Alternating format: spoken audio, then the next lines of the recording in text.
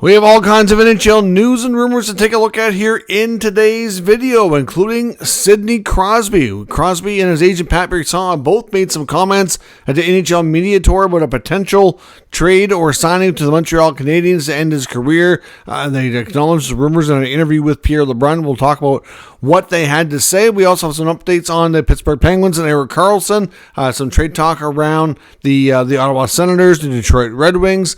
Jack Hughes also made some comments kind of stirring the pot a little bit more, but the Hughes brothers all wanting to play together. Could that be in New Jersey? Big signing in Calgary with goalie Dustin Wolf. Comments from Bill Daly today regarding expansion in Atlanta, and an update on the 2018 World Junior players who just went and faced a trial. We'll discuss all that and more coming up next. Welcome back to another video here at Top Shelf Hockey. As I mentioned, we have lots to talk about in today's video. Some interesting comments made on a variety of topics today as well from Deputy Commissioner Bill Daly. Some interesting rumors and some signings and other news around the league. So lots to get in on. So let's get started. First up, with the big news that started the day off was the Calgary Flames extending young goaltender Dustin Wolf on a pretty lucrative contract. He gets a 7-year contract extension at $7.5 million. A lot of people were commenting online that this is a lot of money for a goalie with one good season.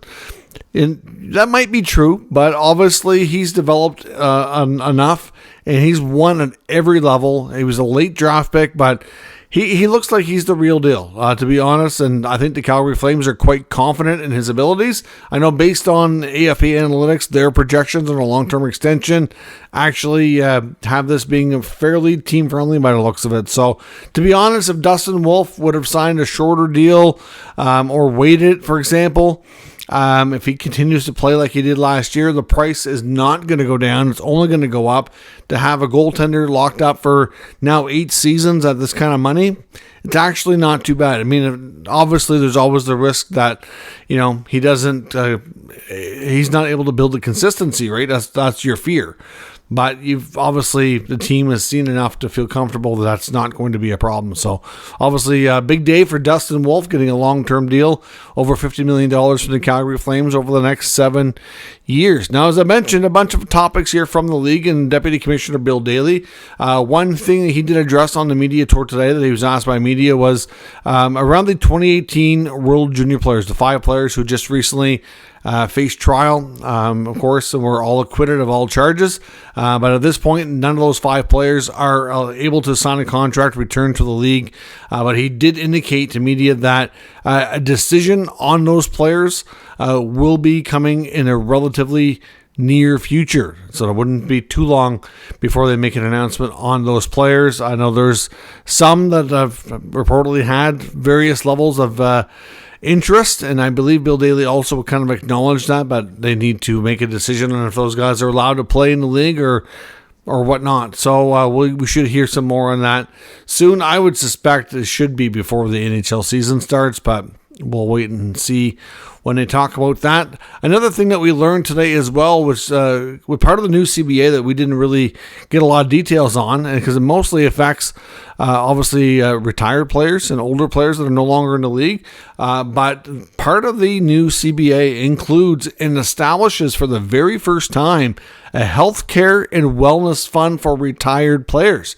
And it doesn't matter how long you played to be able to have access to this. The plan provides access to a family doctor and a mental wellness professional as well for any player. It doesn't matter if you played 1 game or you played 1,000 games, you can get access to this plan. The league and the union will both contribute $4 million annually to make this available. So, I mean, that is great to hear. I know, obviously, a lot of players, when they're post-playing, in their post-playing career, sometimes you do hear of a lot of different struggles and access to things not the same. And, obviously, like I said, some people talk about these players earning a lot of money and stuff, but you got to realize, they have a really high earning potential, but they also have a very short window to do that in. So it's not the same as an average person. You might, they may only play for 5 to 10 years, so they got to make that money last the rest of their life. So obviously having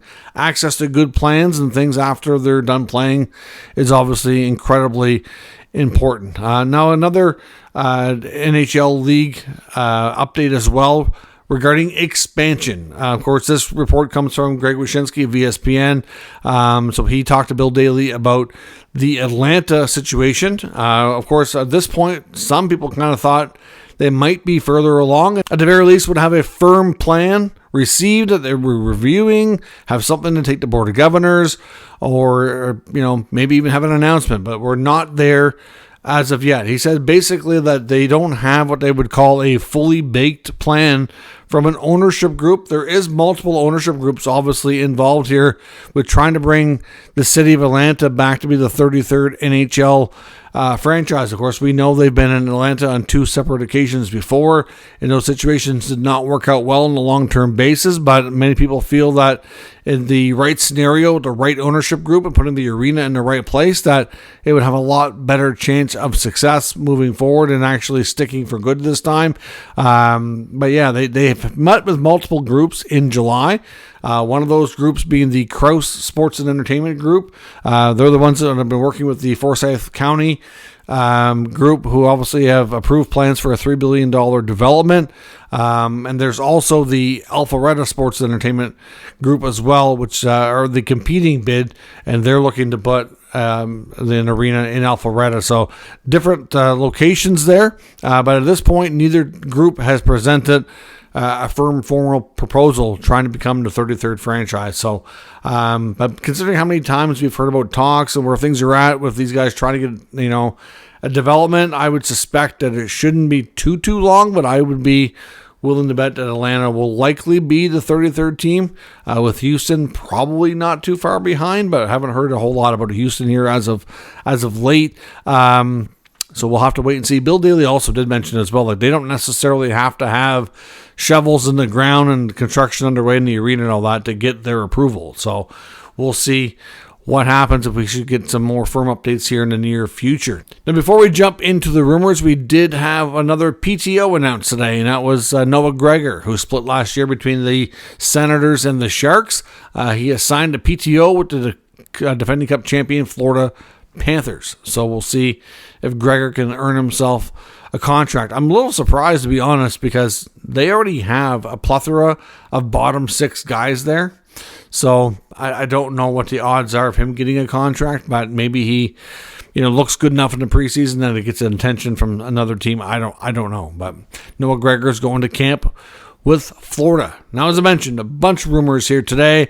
We're going to get into some juicy, interesting ones from Crosby and the Hughes brothers, but we'll start first with news out of Ottawa. Bruce Garriock is reporting that the Ottawa Senators have been and are currently still actively trying to trade right-hand RFA defenseman Max Gannett, who's now approaching his mid-20s, has been in the organization a while, has been a pretty good pro for them, to be honest. He's a player who's seen a little bit of NHL experience. There was a couple of years back where he was kind of considered the number 7 guy, but ended up still spending the bulk of the year with Belleville. He was an NHL All-Star, and it sounds basically like he understands that he's kind of been passed internally on the depth chart, and his opportunity to make it in the NHL is just a lot less likely now. Obviously, when they brought in Nick Jensen last year, they have Artem Zub.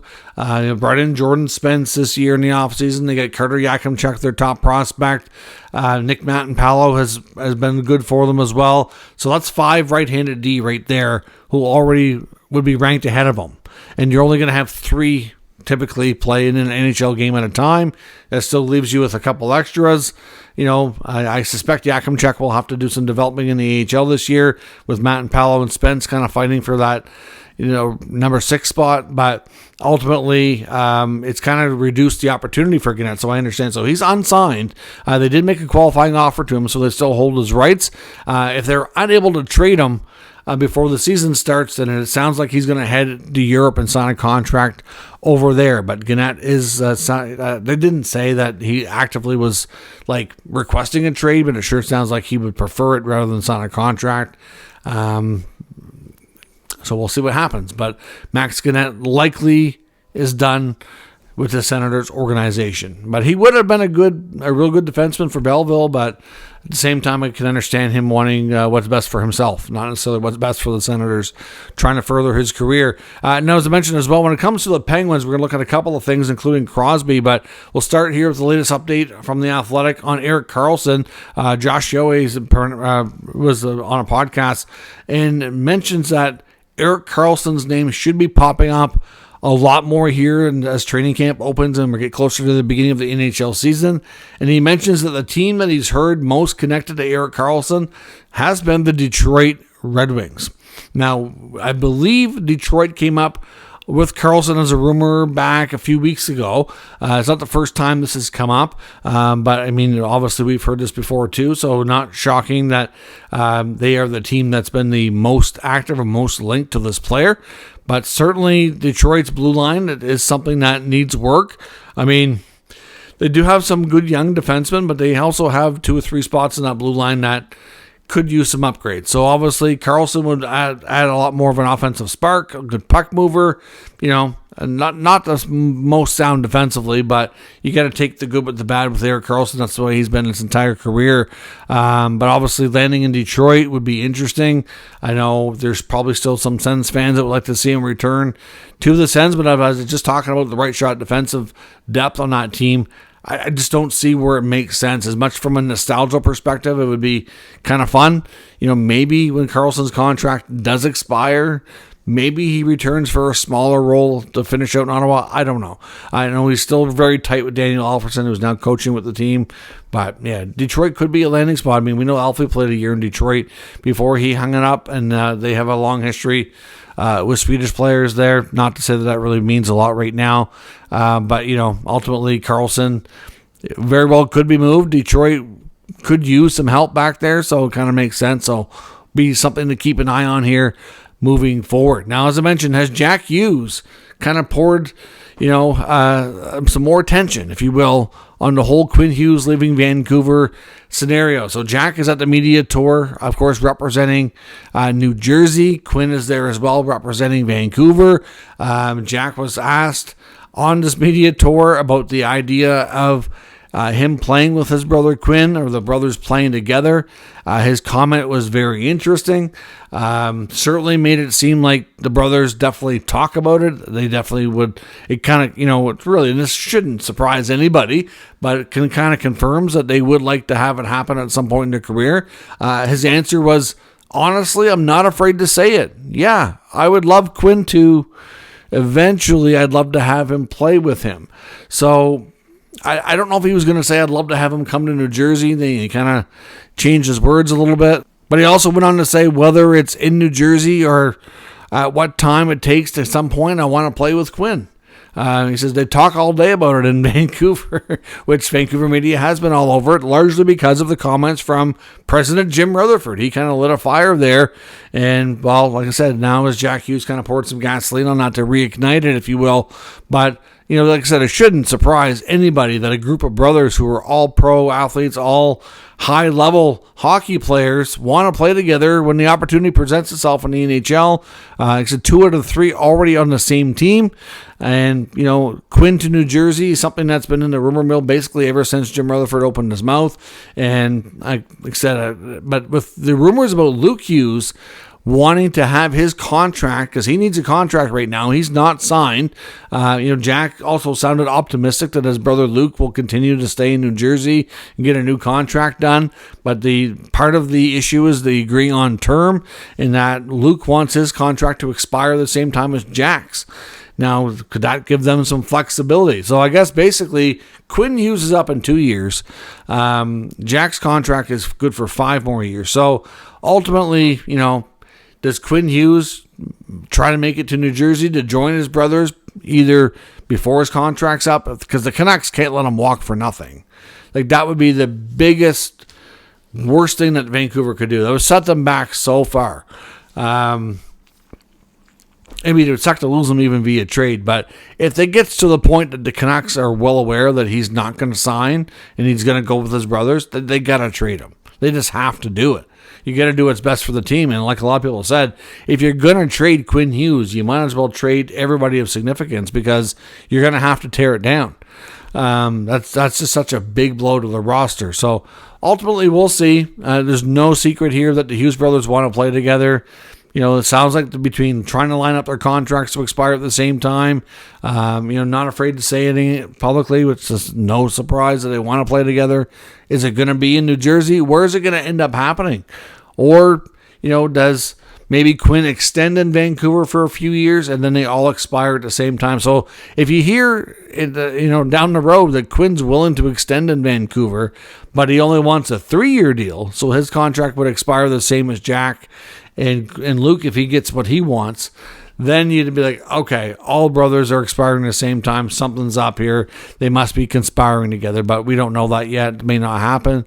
We'll see. But yeah, could there be movement among the Hughes brothers? Yeah, it's quite possible. The most likely scenario is Quinn joining Jack and Luke in New Jersey, but of course that's not a given. Now, the other big interesting thing here, there's lots of speculation over the last, I don't know how long, it feels like a long time now, about Sidney Crosby finishing his career with the Montreal Canadiens. So, of course, Crosby's representing Pittsburgh at this media tour as well. Was asked and also in an interview here with Pierre LeBrun, talked about this, and even LeBrun also had an opportunity to get a quote from Pat Brisson, his agent as well. And basically, Crosby said that that he understands where the rumors are coming from. He says he admits he grew up a Montreal Canadiens fan. We already kind of knew this, but in case you didn't know, he's not afraid to say that publicly. Growing up in Nova Scotia, a lot of people here in the Maritimes, where I live in New Brunswick, Nova Scotia, it's predominantly Montreal, Toronto, some Boston, a little bit of Ottawa, a lot of Pittsburgh though now, largely because of Crosby. Some Avalanche fans because of McKinnon. A few Detroit fans, but generally speaking, that's kind of the bulk of it though. Is probably the biggest three are Montreal, Toronto, Boston, and he grew up a Habs fan. Of course, his dad was drafted by the Habs, never played, but there's a connection there, and Crosby understands that. He says he gets it. Especially with the way things have gone in Pittsburgh and the fact he's still playing at a high level, he totally understands. Now, Pat Brisson's quote kind of, again, like Jack's quote, kind of added a little fuel to this, saying, it's always a possibility. Depends on how Sid is going to be and how the team is going to do.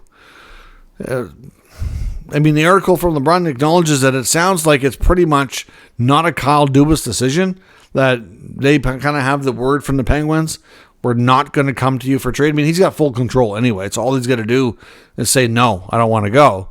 But ultimately, this is the ball is fully in the court of Sidney Crosby and Pat Brisson. If they decide, and Sid decides, I want to make a move, then he'll make a move. It's just that simple, even if he's still under contract. If he doesn't, he won't. So, he also acknowledged about, playing in Montreal, the ovation and all that, when he's played there before, and it's a special building, obviously it means something to him. He said it's, how incredibly passionate the fan base is. Do we have anything concrete to suggest that he's thinking about it? No, absolutely not. Like LeBron even asked him, saying that he grew up a Habs fan. He's like, are you sprinkling breadcrumbs here? And he's like, no, like not a chance. So, there is absolutely no guarantees that this happens. It still wouldn't be shocking if Sid rides things out and finishes up as a Penguin. But as Pat Brisson says, he's his agent. He knows him well. It's always a possibility. So I'm sure there's plenty of Montreal fans that are going to take that and, dream about the possibility of this player landing with your franchise. Because really, why wouldn't you, right? You know, and I get that. You know, you're a team that's on the rise. You're a team that's just come through a rebuild. You're also a team that needs another centerman, and he would be a terrific mentor for the other young guys around. So what wouldn't be to love about gaining Sidney Crosby on your team? It would be absolutely amazing. Any team would be thrilled and so lucky to have him, even if it's only 1 year. Just the ability for your other players to be around him and learn from him and all that would be absolutely invaluable and priceless. So we'll see what happens. But the fact that his agent said it's always a possibility is something that we hadn't heard before, but still seems pretty unlikely unless Sid changes his mind. Let me know your thoughts on all of today's news and rumors in the comments. We'll discuss further. If you're new to the channel, make sure you subscribe and stick around. We'll keep you up to date with all the news, rumors, and analysis of all 32 NHL teams. Thanks for watching, and I'll catch you next time.